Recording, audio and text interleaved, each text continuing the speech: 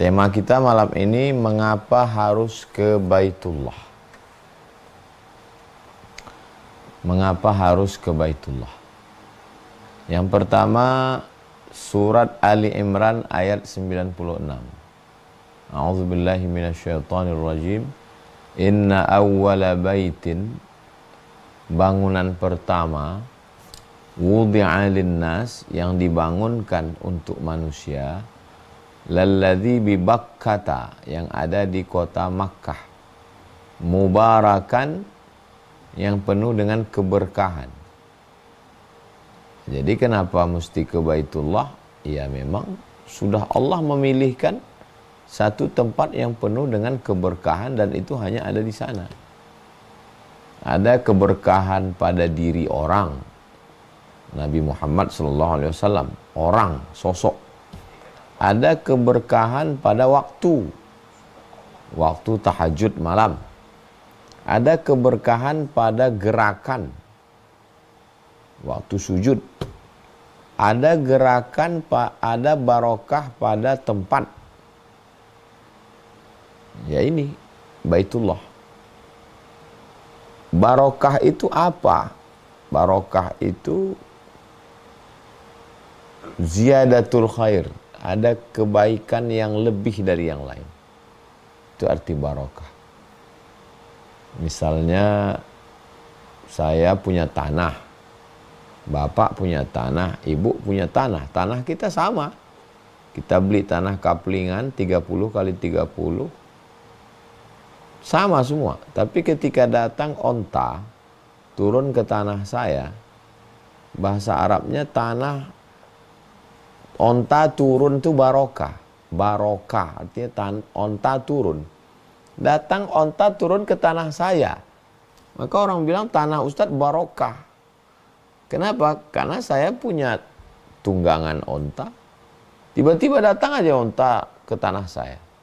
Orang Arab bilang barokah. Berarti tanah Ustadz ini barokah. Kenapa? Karena saya punya tunggangan onta. Kalau saya potong, saya makan daging onta. Saya punya kulit onta. Saya punya bulu onta. Jadi ada kelebihan.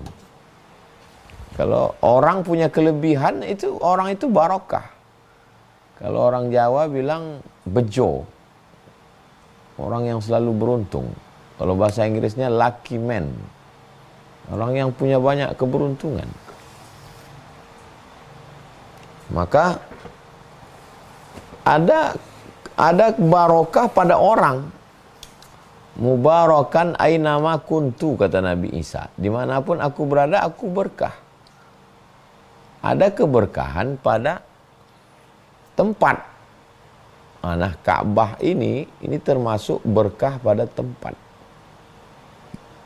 Jadi kenapa harus ke Baitullah? Iya, itu hak prerogatif Allah. Kenapa berkahnya itu tidak di kampung Ustadz? Ya, itu bukan kehendak Allah. Allah maunya berkah itu di Baitullah. Inna awwala baitin wudi'a linnasi lalladzi bi Bakkata mubaraka.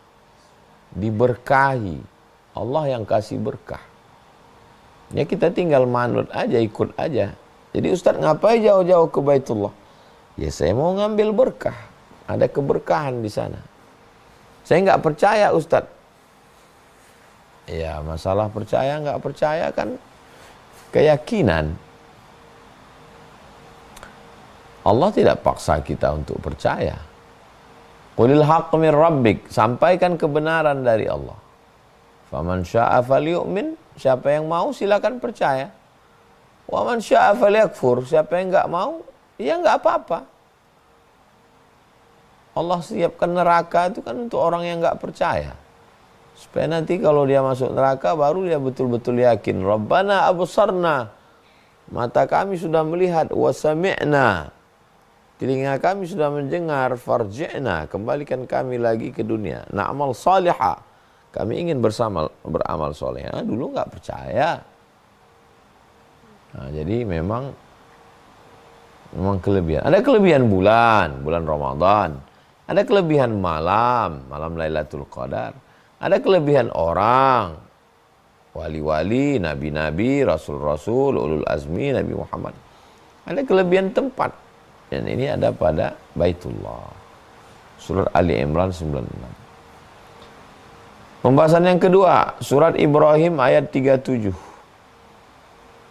Doa Nabi Ibrahim, faj'al af'idatan minan nas tahwi ilaihim.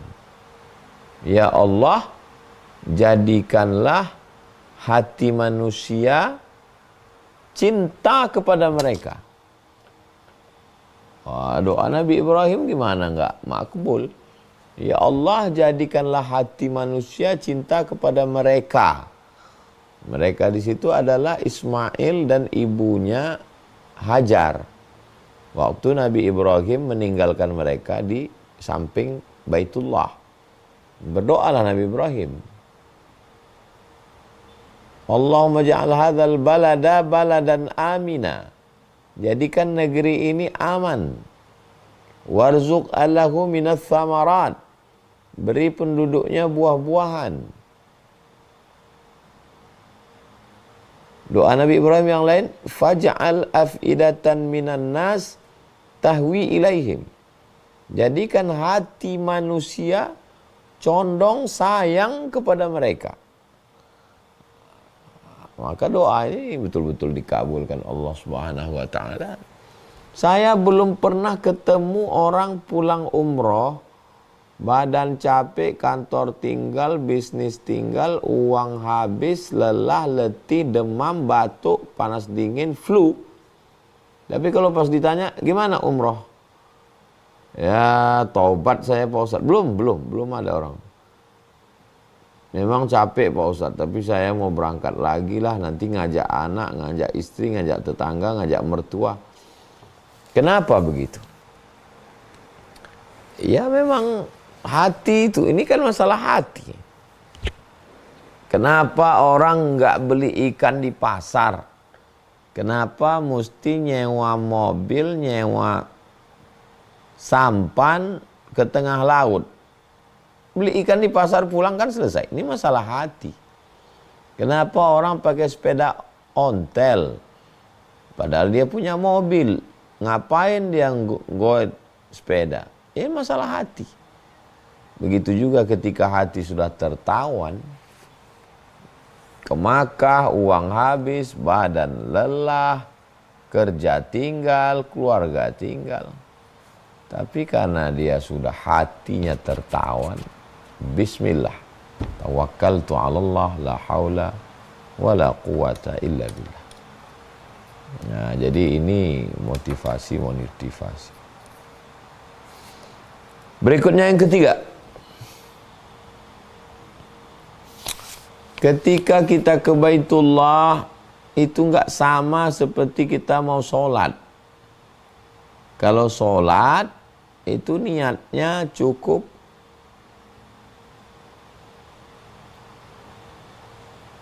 Allahu Akbar, niat dalam hati. Ada juga yang melafalkan niat usolli fardal isya'i arba'a raka'atin adaan ma'muman lillahi ta'ala. Tapi kita bisa buat di mana aja, bisa di kamar, bisa di rumah, bisa di hotel, bisa di masjid. Nah, untuk ke Baitullah ini nggak bisa sembarangan. Karena Allah sudah tetapkan tempat-tempatnya, dijelaskan oleh Nabi Muhammad SAW. Jadi kalau kota Makkah ini posisinya di tengah, di atas ini ada namanya Madinah. Orang yang datang dari arah Madinah ke Makkah, dia mesti berhenti dulu di satu tempat namanya Dzulhulaifah. Dulu ada pokok kayu di situ. Maka dalam hadis disebut Nabi berhenti di pohon kayu sholat sunat. Sholat sunat ihram. Musalli sunnatal ihram raka'ataini lillahi ta'ala. Lalu setelah itu dia berniat, labbaik Allahumma umrah. Aku sambut panggilanmu ya Allah untuk melaksanakan umrah. Kebetulan datangnya dari arah Irak.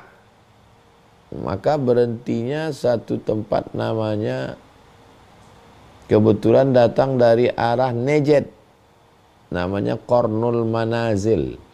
Dari arah Irak, namanya Zatu Irqin. Datang dari arah Yaman, namanya Yalamlam. Datang dari arah Mesir, namanya Rabigh. Sekarang namanya Rabigh, dulu namanya Juhfah. Nah ini ya kita ikut. Kalau kita lewati tanpa pakai kain ihram, kita kena dam. Kena denda. Dam artinya darah. Menumpahkan darah seekor kambing 600 rial. Bayar ke counter Al-Rajihi. Saya sudah melanggar. Begitu. Ini disebut dengan miqat. Tempat berniat makani. Ada satu tempat-tempat niat yang khusus, jangan sampai melewati tempat itu. Mandi dulu dari hotel, pakai kain ihram supaya nggak ribet, nanti banyak orang buka celana. Sampai di Bir Ali, sholat sunat tahiyatul masjid. Habis itu sholat sunat ihram. Habis itu labbaik Allahumma umrah. Saya berniat melaksanakan ibadah umrah. Nabi melakukan itu, sahabat Nabi melakukan itu. Yang keempat, ada ibadah itu melakukan sesuatu. Melakukan berdiri, melakukan baca iftitah, melakukan baca Al-Fatihah, melakukan sesuatu. Tapi kalau umroh ini komplit dia. Dia ada melakukan sesuatu, tawaf, sa'i, itu melakukan sesuatu. Tapi dalam ibadah umroh ada satu ibadah namanya tidak melakukan sesuatu. Tidak melakukan sesuatu dianggap sebagai ibadah. Tidak cabut rambut, tidak potong rambut, tidak ngomong kasar, tidak akad nikah, tidak. Nah, jadi memang ibadahnya unik. Action dan no action. Actionnya jadi ibadah, no actionnya juga menjadi ibadah. Jadi begitu kita sudah pakai kain ihram, tidak boleh pakai kain berjahit bagi laki-laki. Tidak boleh menutup kepala, mesti dibuka. Tidak boleh pakai sarung tangan dan sarung kaki, kaos. Tidak boleh pakai sepatu yang menutup mata kaki. Tidak boleh melakukan akad nikah. Nah, jadi ini adalah ibadah, mendekatkan diri kepada Allah Subhanahu wa taala. Tidak boleh dibuat-buat karena ini datangnya dari Allah melalui malaikat Jibril kepada Nabi Muhammad sallallahu alaihi wasallam. 5. Ketika berada di sana setelah ihram, mulut hanya melafazkan labbaik Allahumma labbaik. Labbaik Allahumma labbaik. Aku sambut panggilanmu ya Allah. Karena ketika Allah berfirman wa adzin fin nasi bil haji, panggil mereka semua melaksanakan ibadah haji. Maka orang yang dipanggil itu jawabnya labbaik, aku sambut panggilanmu. Maka dia katakan labbaik Allahumma labbaik. Labbaik la syarika laka labbaik. Innal hamda wan ni'mata laka wal mulk la syarika lak. Memperbanyak itu, jangan bicara aib orang lain, jangan. Karena keberkahan-keberkahan ini gimana cara ngambilnya? Apa keberkahan itu disendok pakai gayung? Enggak, keberkahan itu cara mengambilnya dengan ibadah-ibadah ini. Dengan beribadah kita sudah mengambil keberkahan. Ibadah lisan yang enggak putus, labbaik Allahumma labbaik. Labbaik la syarika laka labbaik. Innal hamda wan ni'mata laka wal mulk la syarika lak. Berikutnya yang keenam, sampai ke Baitullah melaksanakan tawaf. Subhanallah walhamdulillah wa la ilaha illallah wallahu akbar. Subhanallah walhamdulillah wa la ilaha illallah wallahu akbar. Subhanallah walhamdulillah wa la ilaha illallah wallahu akbar. Ini ibadah yang tidak bisa dilakukan di Indonesia. Kalau sholat bisa dilakukan di mana aja. Puasa bisa, zakat bisa di mana aja. Tapi ibadah tawaf, kalau ada orang tawaf di samping kubur, subhanallah, haram hukumnya. Bid'ah dalalah. Tapi ketika orang tawaf di samping Ka'bah, dan tawaf ini hanya berhenti pada sholat fardu, zuhur, asar, maghrib, isya, Jumat. Sholawat yang lain, sholat lain tetap orang subhanallah walhamdulillah wa la ilaha illallah wallahu akbar. Subhanallah walhamdulillah wa la ilaha wallahu akbar. Begitulah kita diajarkan beribadah kepada Allah Subhanahu wa taala. Bagaimana dengan orang yang tidak sanggup baca doa putaran 1, putaran 2, putaran 3? Itu bukan wajib, bukan rukun, bukan syarat. Itu baik, bagus, sudah disusun ulama. Ya kalau bisa dihafal, hafal. Nggak bisa dibaca. Nggak bisa dibaca ya tutup. Tutup. Terus apa yang bisa kita baca? Subhanallah walhamdulillah wa la ilaha illallah. Sampai di rukun yamani mengucapkan Rabbana atina fid dunya hasanah wa fil akhirati hasanah wa qina adzabannar wa adkhilnal jannata ma'al abrar ya aziz ya ghaffar. Enggak bisa bahasa Arab, ya pakai bahasa kita. Masih ada kesempatan untuk belajar. Enggak bisa dibaca, ya minta kepada Allah selama tawaf itu. Berikan kesehatan, anak soleh, jangan kena narkoba, jangan kena zina, keluarga sakinah, mawaddah, warahmah. Nah, jadi memang kita dibimbing oleh pembimbing bagus, nggak salah. Tapi jangan khawatir kalau tidak bisa melakukan sesuatu secara optimal. Yang ketujuh, selesai tawaf, wattakhidhu min maqami Ibrahim musalla. Jadikanlah makam Ibrahim sebagai tempat sholat. Ini makam Ibrahim, sholat di belakangnya atau setentang. Sholat sunat tawaf namanya. Artinya, walaupun sudah sampai ke Baitullah, tapi sholat tetap tidak tinggal.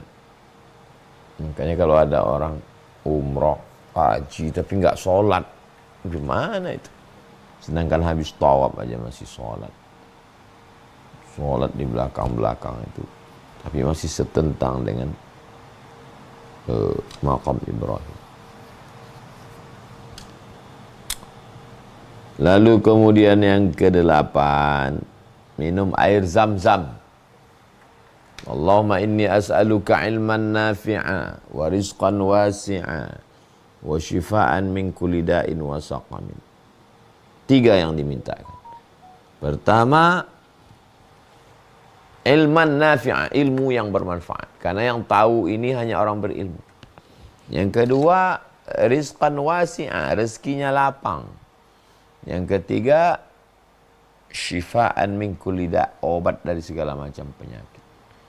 Nah, jadi kalau ini sudah kita dapat, ya insyaallah barakah. Subhanallah walhamdulillah wa la ilaha illallah wallahu akbar. Syifa min kulli da', diminum berdiri. Selesai itu lanjutkan perjalanan 9 menuju atas bukit Safa. Sampai di atas bukit Safa berdoa minta kepada Allah dengan segala permohonan. Allahu akbar, Allahu akbar, Allahu akbar, la ilaha illallah wahdah, sadaqa wa'dah, wa nasara 'abdah, wa azza jundah, wa hazamal ahzaba wahdah. Habis itu berdoa apa yang mau dimintakan. Setelah itu turun ke bawah. antara dua tiang hijau, Rabbighfir warham wa'fu wa takarram wa tajawaz amma ta'lam innaka ta'lam ma la na'lam innaka antallah al-azzul akram. Nah, jadi bagaimana betul-betul kita ngambil manfaat barokah ilmu dari perjalanan yang luar biasa. Pelajaran dari Hajar yang mengandung anak, lalu kemudian Allah Subhanahu wa ta'ala berikan ujian yang luar biasa.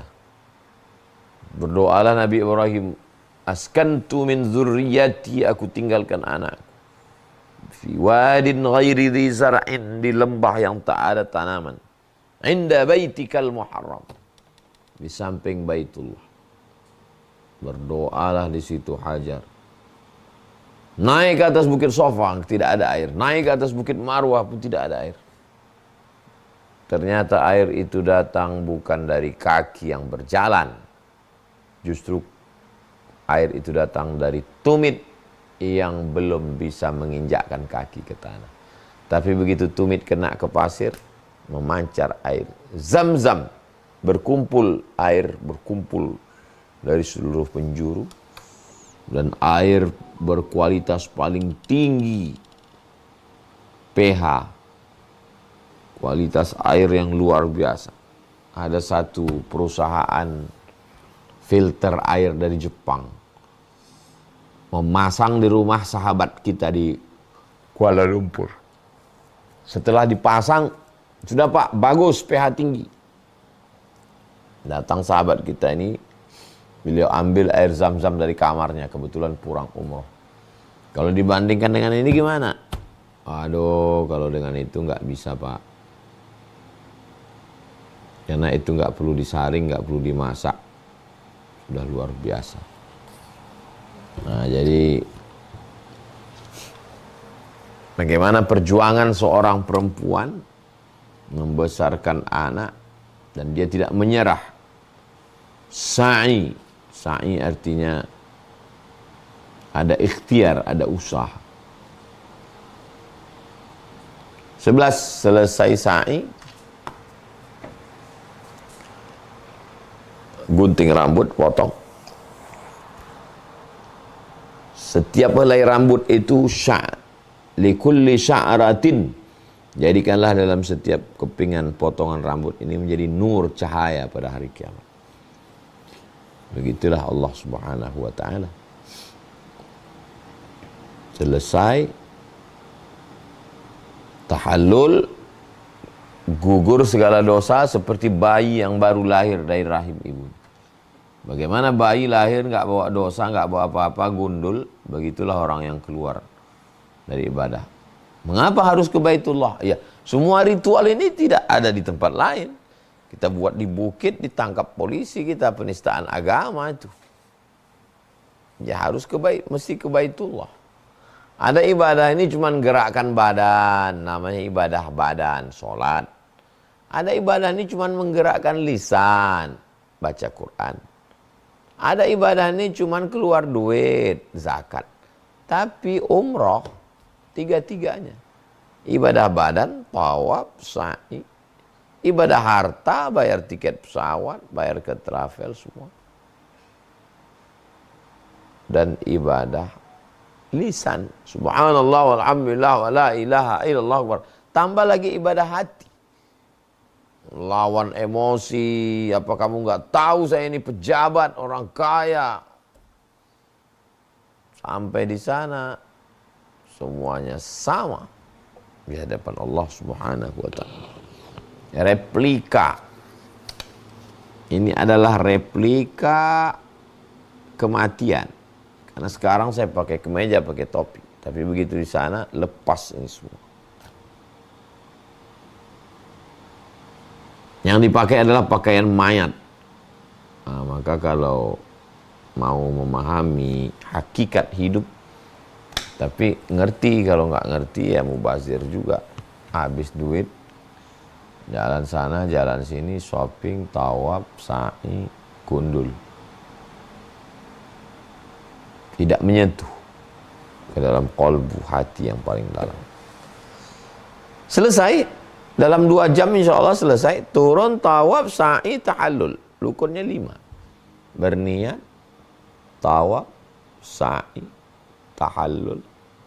Tertib maksudnya berurutan. Jangan sampai haji, jangan sampai sa'i dulu baru tawaf. Nah, itu tidak tertib namanya. Mengapa mesti ke Baitullah? Ya karena semua ritual ini hanya bisa dilaksanakan di Baitullah.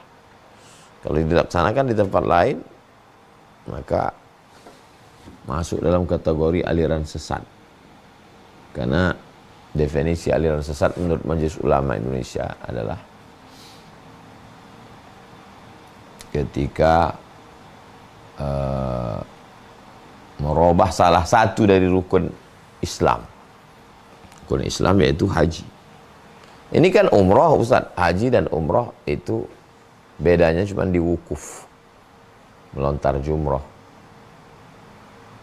Adapun rukunnya niat, tawaf, sa'i, tahallul, tartib. Kalau haji tambah satu lagi wukuf di padang Arafah. Lebih kurang 30 menit kita kembalikan ke moderator. Mengapa harus ke Baitullah? Kita lanjutkan dalam dialog interaktif. Terima kasih. Wassalamualaikum warahmatullahi wabarakatuh. Kepada Tuan Guru Ustaz Abdul Somad Hafizahullah Ta'ala yang telah menyampaikan kenapa sih harus Baitullah. Karena banyak yang kita setiap hari sholat menghadap kiblat, menghadap Ka'bah, mungkin sudah pasang foto Ka'bah juga di rumah, bahkan wallpaper HP Ka'bah Masjidil Haram, tapi masih ragu-ragu dan mungkin masih minim ilmu tentang Baitullah dan masih belum menjadikan Baitullah adalah destinasi yang wajib didatangi. Baik, alhamdulillah Ustaz Abdul Somad memberikan kesempatan buat kita untuk apabila ada ayah bunda bangsa ingin yang ditanyakan, insya Allah kita akan sediakan beberapa kesempatan penanya. Kita akan dahulukan yang bertanya lewat langsung open video dan open audio ya. Boleh kepada yang pertama mungkin bapak-bapak dulu ya. Siapa bapak-bapak ini yang mau? Silakan angkat tangan. Kamera kan kelihatan nih. Oke, Bapak Ismail dari Batam, silakan open audionya. Tolong tim Bapak Ismail Batam. Bentar ya, bentar lagi akan dibuka Bapak. Oke, silakan. Bismillahirrahmanirrahim. Assalamualaikum warahmatullahi wabarakatuh. Alhamdulillah. Tuan Guru. Warahmatullahi wabarakatuh. Alhamdulillah. Tuan Guru bisa ketemu lagi, bisa live Zoom lagi. Ya Alhamdulillah Tuan Guru, kemarin Alhamdulillah bulan November kemarin saya baru pulang umroh insyaallah. Kita dari Batam. Terus memang benar tuh Tuan Guru. Di sana tuh seperti yang Tuan Guru bilang kan, capek, lelah itu, tapi kita pingin balik lagi. Terus, insya Allah doakan Tuan Guru. Jadi yang mau ditanyakan Tuan Guru, jadi kan pada saat kemarin tuh kita pergi, ini pertanyaannya mungkin agak-agak di luar konteks. Jadi ada kita jamaah kita Pak Tua itu kan kita saling tolong-tolong menolong. Tapi pas hari ketiga keempat tuh, pas kebetulan saya tuh lagi memang demam apa itu, tapi tak bisa tolong. Saya cuma bilang Pak, saya hari ini tak bisa lah tolong Pak. Dia agak pincang Tuan Guru. Jadi saya rasa berdosa juga sama Bapak itu kan. Jadi itulah Tuan Guru. Terus saya banyak istighfar aja lah. Mudah-mudahan ibadah kita diterima di sana, ya kan. Mudah-mudahan semua umroh kita diterima. Amin ya rabbal alamin. Jadi tak bisa bilang apa lagi lah Tuan Guru. Itu aja lah Tuan Guru, minta doa aja Tuan Guru, mudah-mudahan nanti saya bisa berangkat lagi. Insya Allah. Mudah-mudahan Tuan Guru sehat. Amin. Assalamualaikum warahmatullahi wabarakatuh. Waalaikumsalam. Alamin. Baik, baik. Izin langsung selanjutnya Tuan Guru ya. Baik. Maka perbuatan itu wajib. Kalau perintahnya tidak kuat berarti dia anjuran, sunat. Menolong pak tua sunat, apalagi yang lain ada jamaah ramai, maka menolong orang tua itu sunat. Jadi kalau kita tidak mampu, la yukallifullahu nafsan illa wus'aha. Allah tidak membebani orang lebih dari kemampuannya.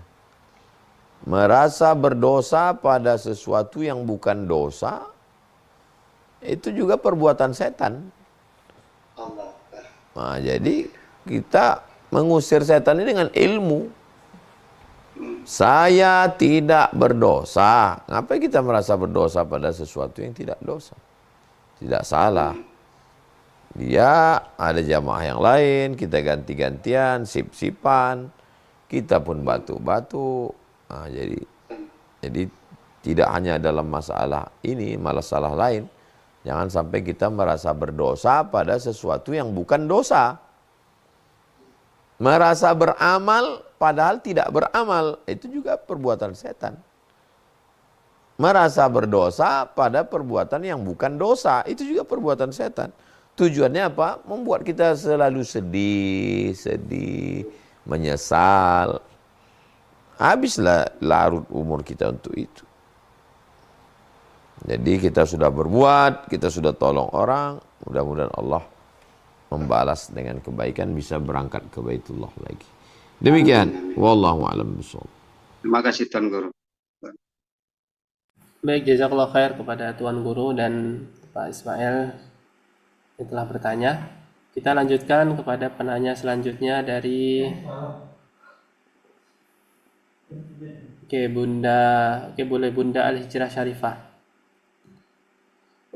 Sebelumnya mohon maaf, apakah boleh bertanya di luar topik? Kita dahulukan seputaran Baitullah dulu ya. Oke, silahkan untuk Bunda Al-Hijrah Syarifah. Tolong tim untuk mengaktifkan audio beliau.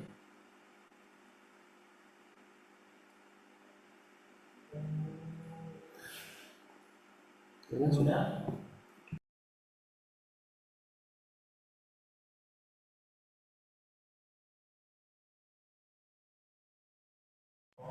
Oke, sebentar ya. Sudah? Oke, silakan.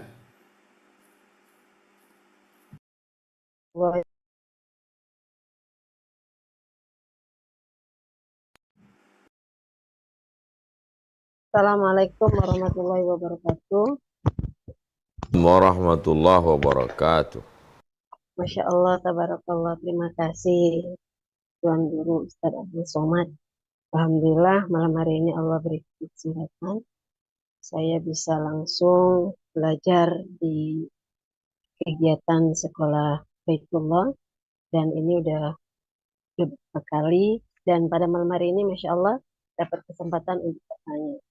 Ustadz, saya ingin bertanya karena memang saya awam dan belum pernah untuk belum pernah umroh. Jadi dengan adanya sekolah ini, saya merasa bersyukur sekali. Setidaknya ada gambaran buat saya tambah semangat bagaimana caranya supaya Allah berikan kita jalan keluar untuk bisa sujud di kota Nabi.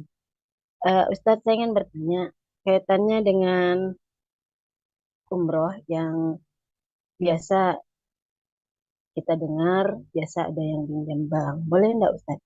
Kalau seandainya kita menggunakan uang dengan cara minjam bank digunakan untuk umroh. Kalau seandainya tidak boleh, mudah-mudahan Allah berikan jalan keluar. Dan minta maaf Ustadz, kalau saya bergerak-gerak karena tripod saya patah. Jadi saya pegang pakai tangan ini. Sehingga saya bergerak-gerak terus ini apa nama handphonenya. Dan yang pasti saya bersyukur kepada Allah Subhanahu wa taala pada malam hari ini sudah diberi kesempatan untuk langsung bertanya dengan Tuan Guru. Mudah-mudahan penuh barokah dan berharap mohon doanya mudah-mudahan Allah panggil saya menuju Baitullah. Terima kasih. Assalamualaikum warahmatullahi wabarakatuh. Waalaikumsalam warahmatullahi wabarakatuh. Baik, berangkat ke Baitullah dengan talangan haji dari bank syariah, hukumnya mubah, boleh. Banknya jangan bank konvensional, riba. Tapi banknya adalah bank syariah. Itu di bank syariah sudah ada DPS, Dewan Pengawas Syariah. Dewan Pengawas Syariah mengawasi bank syariah supaya tidak keluar dari fatwa DSN, Dewan Syariah Nasional. DSN mengeluarkan fatwa boleh menggunakan dana talangan haji dan umroh. Pelaksanaannya di lapangan dikawal oleh DPS, Dewan Pengawas Syariah. Jadi kalau ada yang neko-neko, izinnya dicabut. Nah, jadi kalau Bapak Ibu dapat dana talangan, dicicil, haji dan umroh, hukumnya mubah, boleh. Jangan ragu, jangan khawatir. Demikian, wallahu a'lam bishawab. Assalamualaikum. Mudah-mudahan kita sampai ke Baitullah. Wassalamualaikum warahmatullahi wabarakatuh.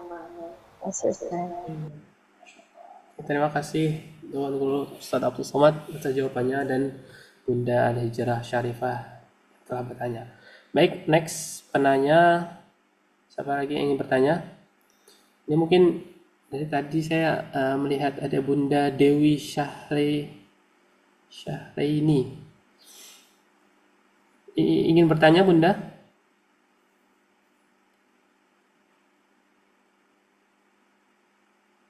Bunda Dewi. Bukan jaringan beliau tiba-tiba.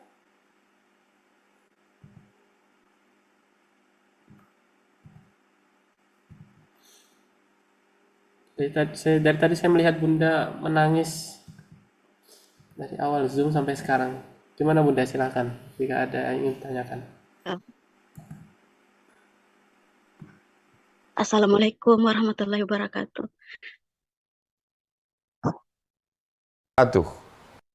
Alhamdulillah, terima kasih Pak Ustaz dikasih kesempatan untuk bertanya. Ini topiknya ini Pak Ustaz bikin sedih sekali karena pertanyaannya Pak Ustaz sudah 3 kali dalam tahun ini Pak Ustaz saya mimpi ke Baitullah Pak Ustaz. Sampai setiap malam saya sholat tahajud Pak Ustaz. Semoga bisa ada di sana. Tidak tahu, saya mau tanya Pak Ustaz, artinya kira-kira apa Pak Ustaz? Karena sudah 3 kali saya mimpi ada di Baitullah. Sampai saya ada di pintu 338, saya tidak tahu Pak Ustaz itu ada atau tidak. Karena saya tunggu suamiku itu Pak Ustaz di pintu 338. Saya terbang di mimpi ke Pak Ustaz, saya terbang dari Mekah ke Madinah. Tidak tahu artinya apa Pak Ustaz. Terus yang kedua Pak Ustaz, saya mohon doanya Pak Ustaz, semoga saya bisa ke sana betulan Pak Ustaz. Semoga ada rezekinya bisa ke sana.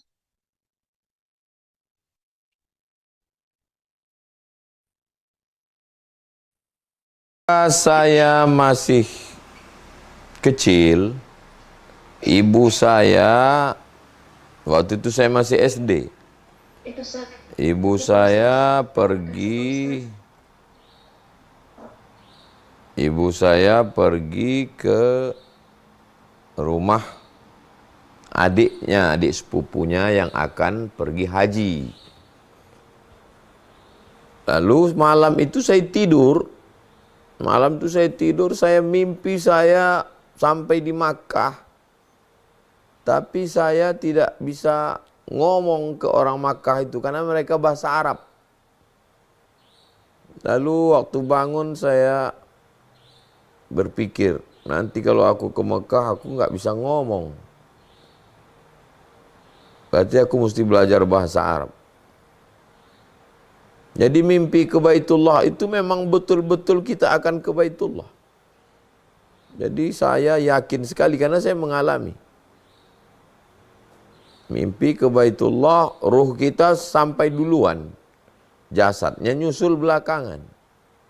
Kabar gembira. Jadi panjang umur, sehat badan, Allah bukakan pintu rezeki. Pintu nomor-nomor itu memang di Masjid Nabawi.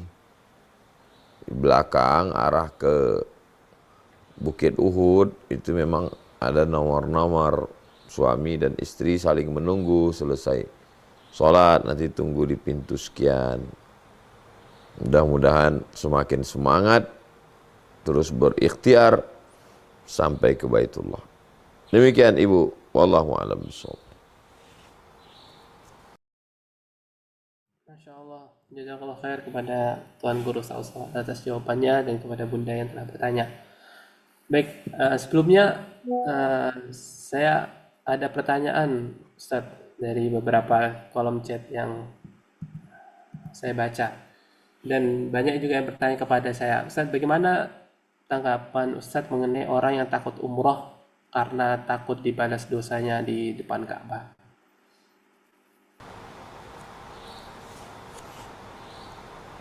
Itu Ustaz, barakallahu. Jadi baik. Kita beribadah ini mengikuti ilmu, bukan isu, tapi ilmu. Jadi kalau kita beribadah karena ilmu, maka isu akan hilang. Tapi kalau suka isu, tidak tertarik pada ilmu. Maka berusahalah untuk berilmu, bukan berisu.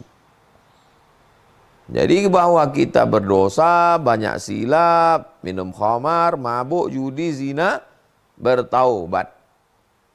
Taubat nasuha. An-nadamu fil qalbi, menyesal dalam hati. Wal iqraru bil lisani, dinyatakan dengan lisan, astaghfirullahalazim. Wal itmaru alla ya'uda ilaihi abadan, tekad yang kuat untuk tidak kembali ke dalam perbuatan dosa. Mandi taubat, solat sunat taubat. At-taibu minadz dzambi kama la dzambalah, orang yang bertaubat seperti orang yang tak berdosa. Daftar, berangkat, tawaf, sa'i, tahallul. Jadi berilmu, jangan nonton video orang kerasukan, hantu, nanti takut dibuka dosanya di depan Ka'bah, dan bla bla bla bla dan seterusnya. Jadi kita berdasarkan ilmu, bukan takhayul, bukan khurafat. Maka insya Allah Allah ampunkan dosa, Allah bukakan rezeki, beribadah dengan baik. Pulang dari umrah, perbaiki diri. Belajar tahsin, belajar ngaji, silaturahim, menjadi orang baik. Demikian, wallahu a'lam. Baik, jazakallah khair kepada Ustadz Abdul Somad. Kita next penanya Ikhwan. Siapa Ikhwan yang ingin bertanya? Penanya raise hand nih. Ustadz Abdul Syukur Pontianak ingin bertanya, silakan.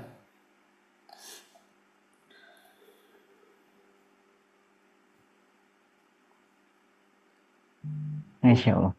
Assalamualaikum warahmatullahi wabarakatuh. Ya Ustaz, dan Guru Ustaz Somad, Alhamdulillah. Izin bertanya, mungkin kemarin juga ada bertanya dengan Ustadz Zain mengenai tentang sa'i ya.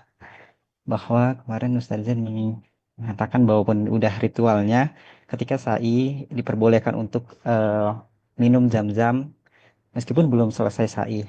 Adapun untuk ibadah ritual yang dicontohkan Siti Hajar itu melakukannya minum air zam-zam setelah berusaha, sehingga kita bisa mengambil hikmah bahwa kita bersusah payah dulu baru menikmati hasil jerih payah kita.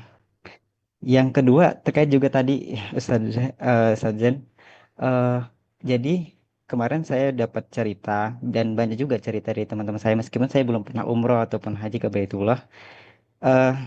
pertanyaan-pertanyaannya mengenai apakah perlu diceritakan ketika kita merasa ada sesuatu yang tidak baik, sesuatu yang aneh terjadi di saat melakukan ibadah umroh dan haji karena dibalas langsung di sana, terus diceritakan ke keluarga, sanak saudara dan sebagainya. Apakah itu diperbolehkan atau kita tutup saja karena itu berupa aib? Karena tadi menakut-nakuti dan yang merasakan atau yang terjadi padanya dia cenderung pada oh aku tidak mabrur ini umrohku, aku tidak haji, sudah mengklaim dirinya ketika dapat balasan langsung dari sana ataupun terjadi misalnya berkata yang tidak baik langsung dibalas di sana, oh dia mengklaim bahwa dia tidak mabrur, dia gagal dan sebagainya. Mungkin itu saja dan Tuan Guru Abdul Somad. Sekian, jazakallah khair. Assalamualaikum warahmatullahi wabarakatuh. Waalaikumsalam warahmatullahi wabarakatuh. Setelah mencari air, barulah Hajar mendapatkan air dari tumit Ismail. Tapi kenyataannya kita waktu sa'i itu baru satu putaran udah minum air Zam-Zam. Apakah perbuatan Hajar itu menjadi dasar hukum? Itu namanya syar'u man qablana. Dasar pengambilan hukum dalam Islam itu 10. Quran, hadis, ijma', qiyas, syadduz zara'i, qaulus sahabi, istihsan, istishab, urf. Apakah perbuatan Hajar sa'i dulu baru minum itu sunnah? Tidak, karena tidak ada penjelasan dari Nabi. Nggak ada Nabi bilang kamu sa'i dulu baru minum, nggak ada. Yang ada habis tawaf minum. Makanya sunnahnya habis tawaf minum. Jadi yang diikuti itu adalah sunnah Nabi Muhammad SAW. Khudhu anni manasikakum. Ambillah manasik, cara ibadah ini dari aku.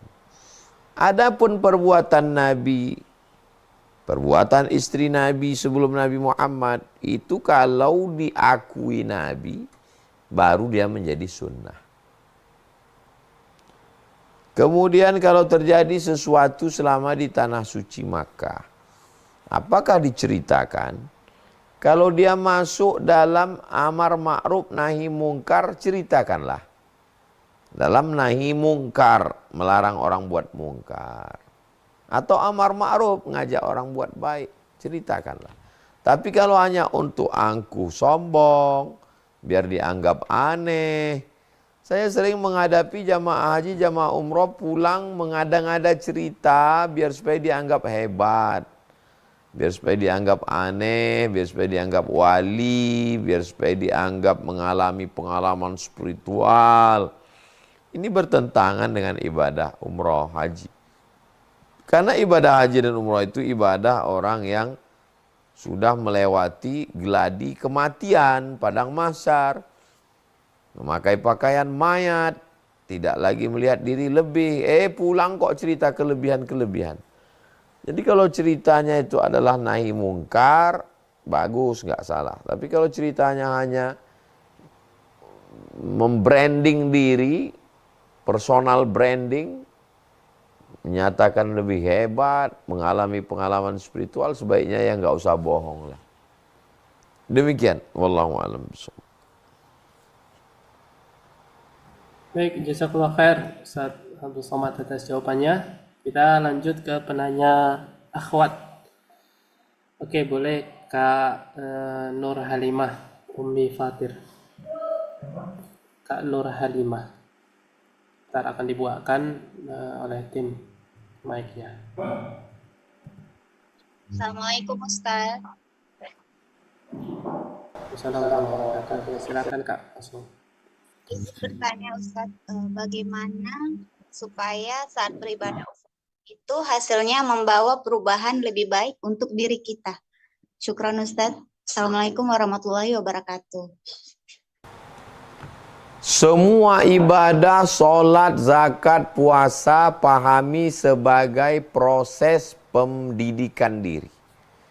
Bukan ritual. Banyak orang terjebak dalam ritual. Orang yang sholat, puasa, haji, umrah tidak merubah sikapnya, dia terjebak dalam ritual. Kenapa kita berpuasa? Menahan hawa nafsu, mengendalikan hawa nafsu. Kenapa kita haji, umrah? Geladi di padang mahsyar, pakai pakaian mayat supaya jangan sombong. Tapi setelah pulang malah angku dan sombong. Ceritanya ngelantur, berarti masih terjebak dalam ritual. Jadi langkahnya yang pertama adalah ilmu, ngaji. Yang kedua, memahami hikmah di balik suatu perbuatan. Kenapa miqat? Kenapa tawab? Kenapa sa'i? Kenapa wukuf? Kenapa melontar jumrah? Kenapa tahallul? Ada hikmah-hikmah di balik itu. Sehingga ketika melaksanakannya tidak hanya terjebak pada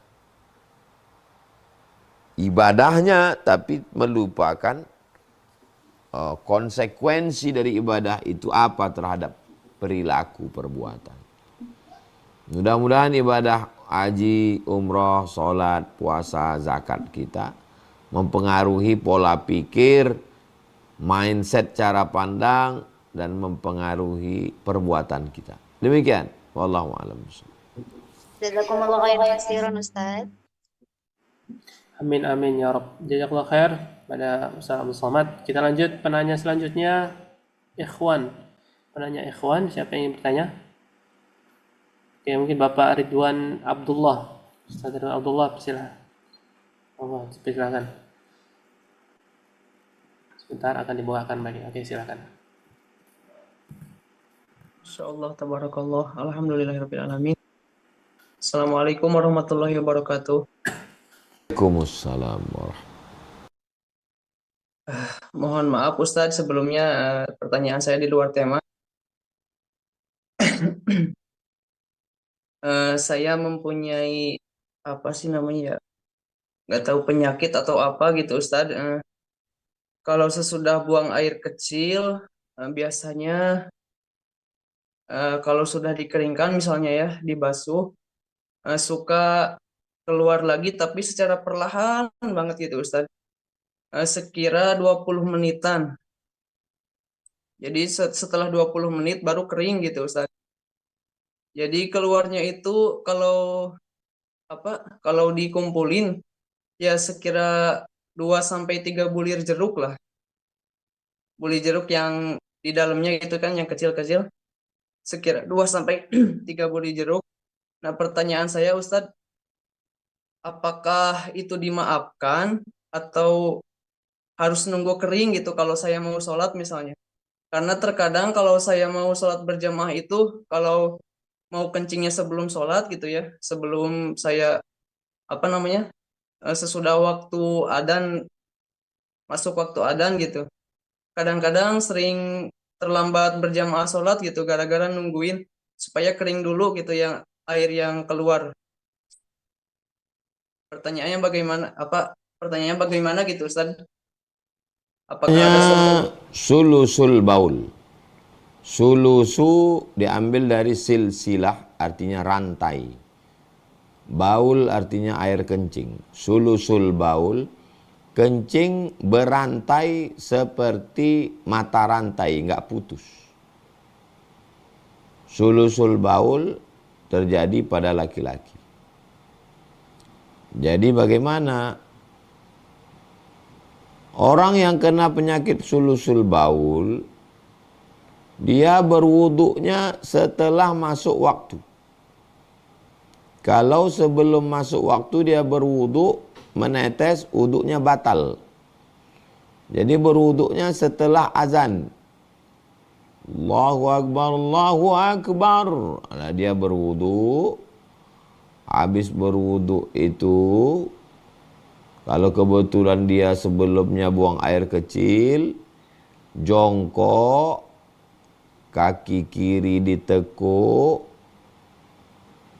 supaya menekan lambung, menekan kantong kemih, nanti dibalik lagi kaki kanan, setelah keluar habis semua sambil mendehem, setelah keluar semua bersih, suci, dia pakai tisu atau kain supaya ujung kemaluan tidak meneteskan air ke celana. Setelah itu baru dia berwudu. Setelah berwudu langsung sholat. Sholatnya sah. Yang menetes itu ma'fu anhu. Ada usaha ikhtiar berobat dengan pijat kusuk supaya dinaikkan perut. Kalau anak kecil itu kalau turun perut dia terkencing-kencing, diangkat kakinya ke atas, kepalanya ke bawah dari tempat tidur ke pintu kamar, balik lagi ke tempat tidur. Kalau sudah besar tidak bisa lagi, maka dibawa ke tempat pijat, ke tempat kusuk, menaikkan perut supaya tidak turun ke bawah. Mudah-mudahan diberikan Allah kesembuhan, kesehatan semua saudara-saudara kita. Demikian, wallahu a'lam bishawab. Jadi Ustadz, mohon maaf, jadi tidak usah menunggu yang 20 menit itu gitu. Kan kalau sudah 20 menit mah kering gitu. Ketika mendengar azan, masuk waktu, pergi ke toilet, buang air kecil, ikhtiarnya adalah ditekuk kaki kiri untuk menekan keluarnya air seni. Setelah itu dibersihkan. Setelah dibersihkan dibalut dengan kain atau tisu. Setelah itu sholat. Menetes di dalam sholat itu ma'fu anhu. Ma'fu anhu namanya termaafkan. Itu namanya sulusul baul, dibahas dalam fikih. Wallahu a'lam bishawab. Baik, jazakallah khair kepada Ustadz Abdul Somad dan abangnya juga yang sudah bertanya. Last question ya, pertanyaan terakhir untuk yang akhwat. Oke. Ada yang ngangkat 2 tangan, Bunda Winda Yogyakarta. Baik, ini insya Allah tenang saja, karena nanti 3 pekan ke depan, masih ada 3 pekan lagi, kita akan Zoom bersama UAS, membahas tentang seputar Baitullah. Insya Allah bisa disimpan pertanyaannya, kita akan tanyakan di pekan ke depan, insya Allah ta'ala. Baik, untuk pertanyaan terakhir, dan saya mohon maaf ya, apabila banyak pertanyaan belum dijawab. Insyaallah pertanyaan terakhir akan ditanyakan oleh Bunda Winda Yogyakarta. Silakan. Bunda Winda, ya. Sebentar, dimakan. Oke, silakan. Insyaallah, alhamdulillahirabbil alamin. Assalamualaikum warahmatullahi wabarakatuh. Waalaikumsalam warahmatullahi wabarakatuh. Hafizakumullah, saya gemeteran. Yang pertama saya bertanya, ketika tawaf dan sa'i kan ada fasilitas untuk apa itu yang gokar ya, kayak gokar gitu. Itu kalau kita mampu, kalau kita udah misal merasa mampu tapi kita ikut itu, apakah bagaimana Ustadz pahalanya dan apa ya keutamaannya gitu. Nah, yang kedua ini bagaimana kalau kita merasa kan ada takdir baik dan takdir jelek ya Ustadz. Selama hidup itu kita selalu merasa itu kita takdirnya jelek gitu. Apa ditinggal yang terkasih beberapa kali. Saya yang ditinggal nenek yang selama ngasuh saya sama kakek udah 2 kali, dan orang tua saya Ustadz sejak kecil gitu. Nenek saya yang sudah menguliahkan saya sampai kuliah lah, menyekolahkan saya sampai kuliah gitu, meninggal kena kanker, dan setelah itu beruntun gitu Ustadz.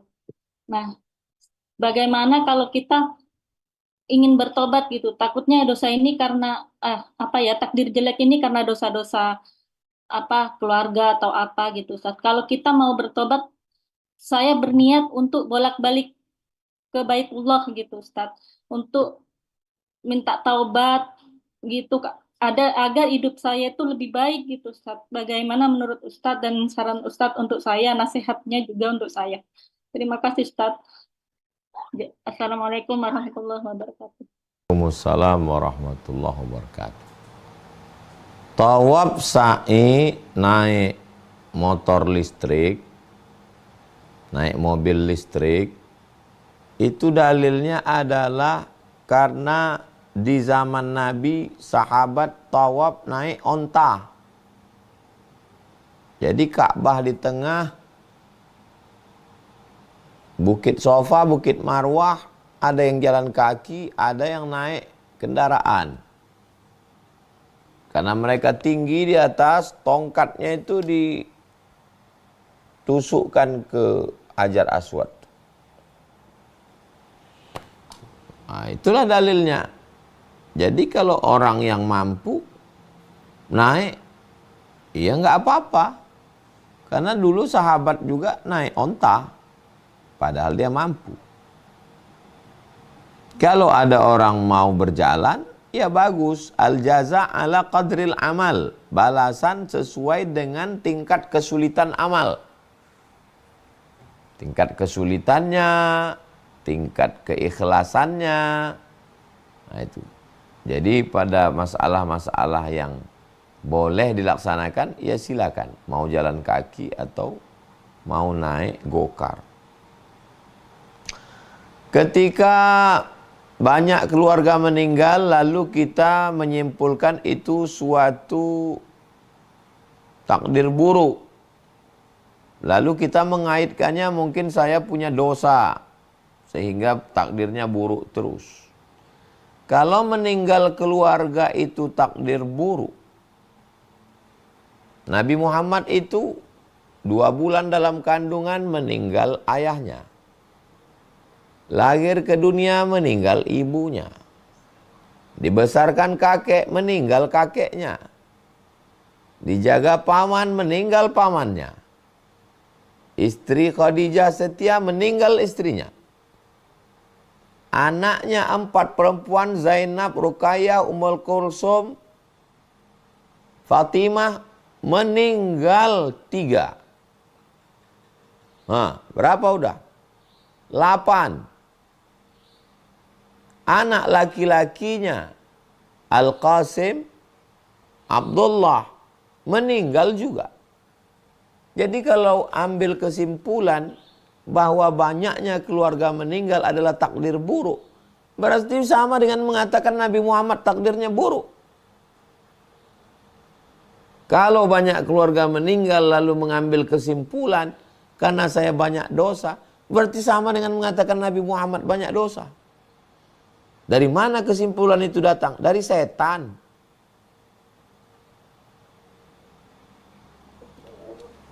Bagaimana cara kita bertaubat? An-nadamu fil qalbi, menyesal dalam hati. Al-iqraru bil lisani, menyatakan dengan lisan astaghfirullah. Al-itmaru alla ya'uda ilaihi abadan, tekad yang kuat untuk tidak kembali kepada perbuatan dosa. Salat sunat taubat, mandi taubat, salat sunat taubat. Husnuzon, Allah sudah mengampunkan dosa saya. Bahwa keluarga saya meninggal, takdir. Bukan berarti karena kita berdosa. Jadi kita jangan berpikir sendiri, mengambil kesimpulan sendiri. Ini banyak keluarga meninggal karena takdir buruk. Siapa bilang meninggal itu takdir buruk? Sakit. Sakit itu menghapus dosa. Sakit itu mengangkat derajat. Sakit itu menambah pahala.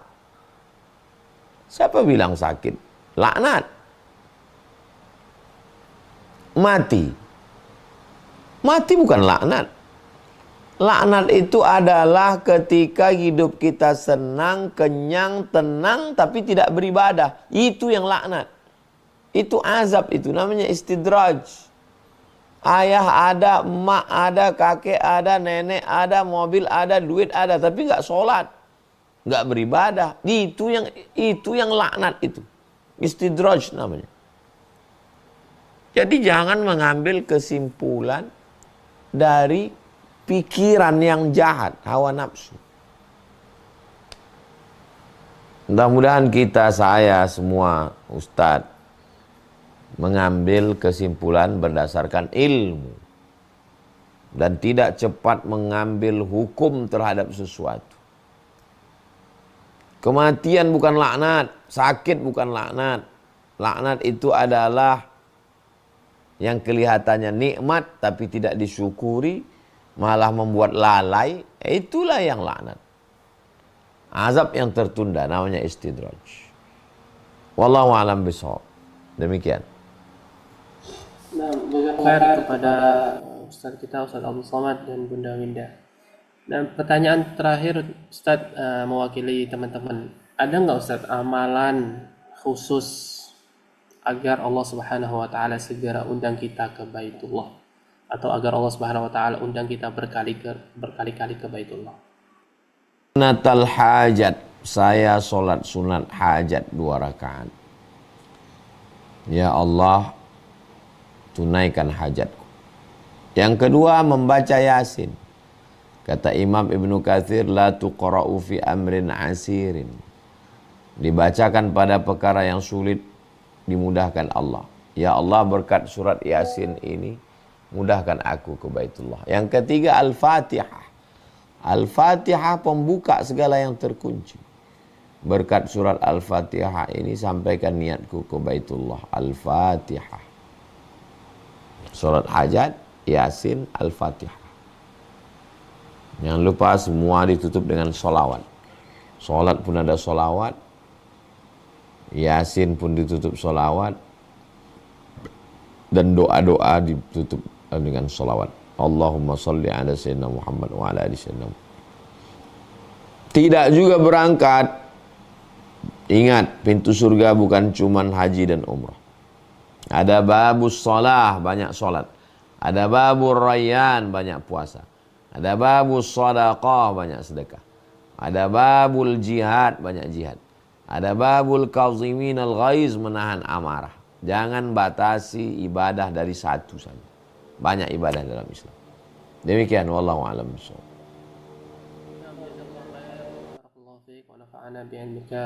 Jazakallahu khair kepada Ustadzuna Ustadz Abdul Somad, hafizallahu taala. Semoga Allah Subhanahu wa taala selalu menjaga Ustadz Abdul Somad beserta keluarga.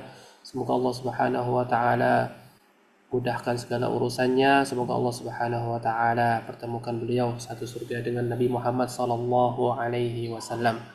Jazakallahu khair terhadap ilmu-ilmu, hikmah-hikmah yang Ustadz berikan kepada kami malam ini. Semoga kami semua bisa menjadi orang yang alladzina yastami'una al-qaul fayattabi'una ahsanah, yang selalu istiqomah mendengar nasihat, dan nasihat itu kita rubah menjadi amal soleh. Nah Ustadz, sebelum kami tutup, mohon sedikit mungkin nasihat terakhir, closing statement dan doa juga. Barakallahu fiik Ustadz. Adalah ibadah yang disyariatkan dalam Islam. Dapat ibadahnya, dapat sirahnya, dapat jalan-jalannya, dapat sejarahnya, dapat refreshingnya, sholatnya ada, zakatnya ada, keluar harta, ibadah lisannya ada, tasbih, ibadah hartanya ada, ibadah hatinya ada, ibadah yang komplit yang tidak ada dalam ibadah lain. Maka berusaha setiap muslim untuk sampai ke Baitullah. Setelah usaha, ikhtiar, doa tidak juga tercapai, jangan bersedih. Karena Allah tidak menutup pintu dari satu, Dia bukakan pintu yang lain. Mudah-mudahan Allah perkenankan doa kita, kita jumpa di Baitullah insyaAllah. Ala hazini untuk niat yang baik ini Al-Fatihah. A'udzubillahi minasyaitonirrajim. Bismillahirrahmanirrahim. Alhamdulillah rabbil alamin arrahmanir rahim maliki yaumiddin.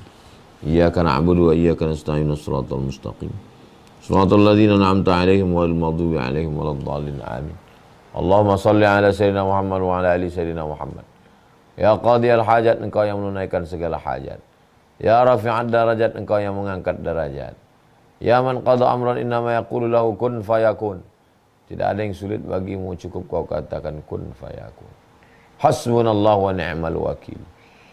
Sebaik-baik penolong adalah engkau ya Allah. Ya Rabbi bil Mustafa balligh maqasidana. Berkat Nabi Muhammad sampaikan segala niat baik kami. Allahumma arzuqnal istiqamata, berikan kami istiqamah iman dan Islam. Wafiqna lima tuhibbu wa tardah, tanamkan taufikmu dalam hati kami. Allahumma arzuqna ziyarata baitikal atiq, berikan kami rezeki supaya kami bisa berhaji, berumrah ke Baitullah. Allahumma arzuqna ziyarata qabri nabiyika Muhammad sallallahu alaihi wasallam, berikan kami rezeki supaya kami bisa berziarah ke makam Nabi Muhammad sallallahu alaihi wasallam.